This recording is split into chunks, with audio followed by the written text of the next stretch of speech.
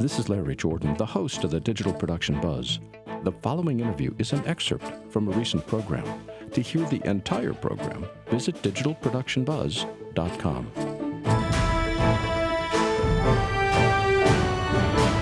In his current role as Director of Technology at KeyCode Media, Michael Kammes consults on the latest in technology and best practices in the digital communications space.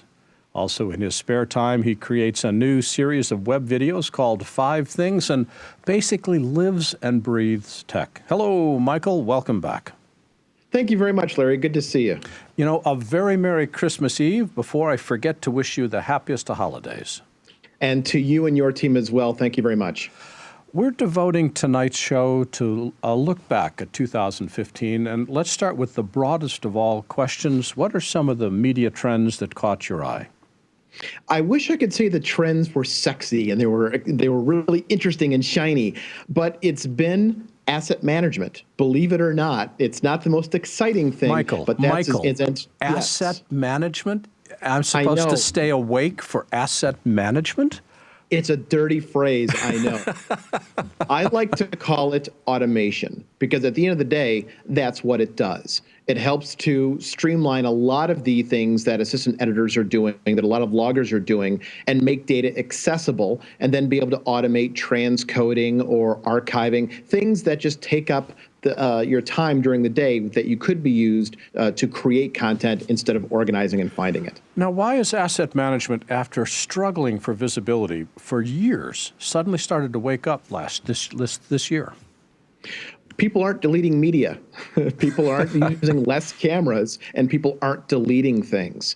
So the ability to find all this content and not just find it, but be able to store it and then do something with it after the project's over, that's become an increasingly large responsibility, and facilities just don't have someone to dedicate to that.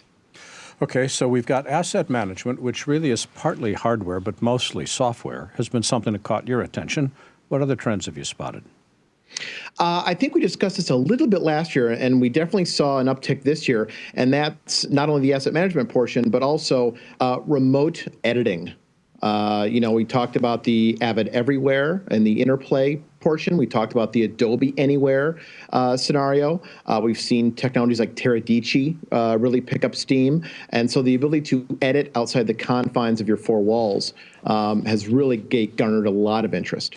Has it been that the interest is caused by remote editing with storing media in one spot and editors or another, or is it the collaboration aspect that's got people excited?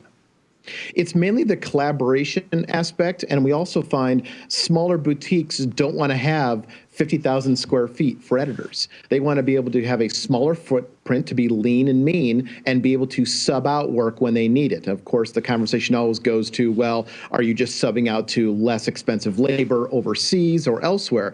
But more often than not, we're finding that, no, we just have good talent locally that we feel, hey, let them create in their own environment as opposed to being in a traditional box, an edit room, which is a square with, no excitement. So being able to do it in your own space has a lot of attention. Well, also that makes it a lot easier to do scaling, where you've got a project where you need 10 editors and need to scale down to 2 or up to 20. If you don't have to worry about office space for all of them, it makes scaling a lot easier too. That makes complete sense. We're also finding folks who are going out and shooting overseas or in other states, they can now start cutting almost immediately with some caveats, but be able to edit a lot quicker than waiting for the dailies to get back to home base and waiting for that whole process to start. How about trends in hardware? Any hardware suddenly lighting up in ways that they haven't before? We're seeing a lot more software manufacturers supporting VMs. And while that isn't fantastic... define a VM. What's a VM? VM is what they call a virtual machine. And it's the ability to run a Linux or Windows OS onside a larger machine that can host multiple VMs. So instead of having one computer dedicated to one user, we now can have one computer operating as a central hub for multiple OSs. This strikes me as like the mini and the mainframe computers of 30 years ago, where we simply had a dumb terminal accessing a screen that was connected to the computer that did the computing. Are we going back to that? I love the fact you brought that up, because when I start bringing up the concept of a mainframe topology, the younger editor's eyes glaze over, like they have no idea what I'm talking about. We are going back to that to some extent, obviously, with the previously mentioned remote editing. That's a very much mainframe topology. And doing a centralized hosting of software and being able to have that go out to dumb terminals, that's obviously a part of that. Now, we're not seeing it as much on the creative end, but we are seeing it on the server end. A lot of facilities who are running databases, who are running Avid, et cetera, those are now supported inside VMs, which makes management a heck of a lot easier. All right, well, you've touched on the other aspect. We've looked at hardware trends. How about software? What's happening in software that's caught your eye? The race to zero. Obviously, the price of software, the bottom has just fallen out of it. Even if we look at some of the juggernauts like Autodesk, right, who have always had very high tier pricing, even those prices have dropped. If we look at things like Resolve, right, the base version is free. The other manufacturers, Apple aside, have gone to monthly fees instead of several $1,000 flat fee buyouts. So we're seeing the price of entry is a lot lower, which means a lot more people can create. I think one of the trends that's impressed me is, to pick up on that pricing, is the success of subscriptions, of software rental. And while there's a lot of users that are concerned about it, from the developer's point of view, a steady cash flow has a very, very pleasant sound to it. And it's not just Adobe, but I've seen it throughout the creative space. We're seeing more and more companies are pushing subscriptions. Are you seeing the same thing, or am I misunderstanding what's going on? No, it's amazing, the Pied Piper mentality.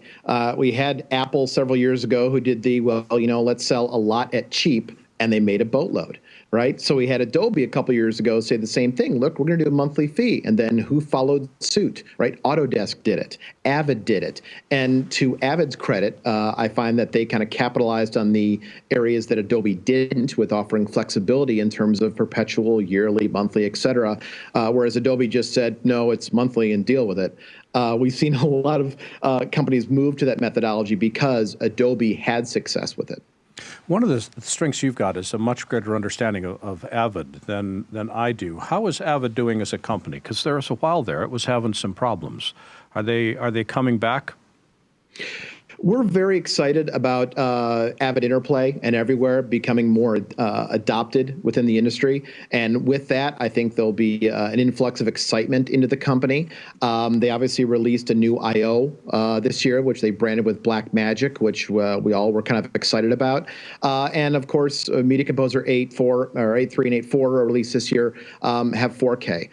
So that kind of rounds out the feature set that we've been looking for Avid. So I think we're pretty optimistic. As it is with every NLE every year, it's always a crapshoot, but we're definitely excited about what's going to happen. Well, thinking about what's going to happen leads me to what's going to happen next. In less than a week, it's going to be a new year. So what I'd like to do is I'd like to invite you back next week to give us your sense of where the future's taking us and what we can look forward to in 2016. Does that work for you? I would love to. I always have acronyms to share with you. Michael, for people that want to keep track of what you're thinking and doing, where can they go on the web? A couple different places. You could go to michaelkammes.com. You could also follow me on Twitter at michaelkammes, or my aforementioned series that Larry mentioned, 5thingsseries.com. That website is Michael Kammes, Kammes, michaelkammes.com, and the Michael himself is the person we're talking to. Michael, I look forward to talking to you next week. Thanks for joining us today. Thanks a lot, Larry. If you'd like to see more videos like this one, please subscribe to our YouTube channel. To stay connected and receive updates from The Buzz, sign up for our free weekly newsletter now. Or you can learn more about us on our website. And thanks for watching The Digital Production Buzz.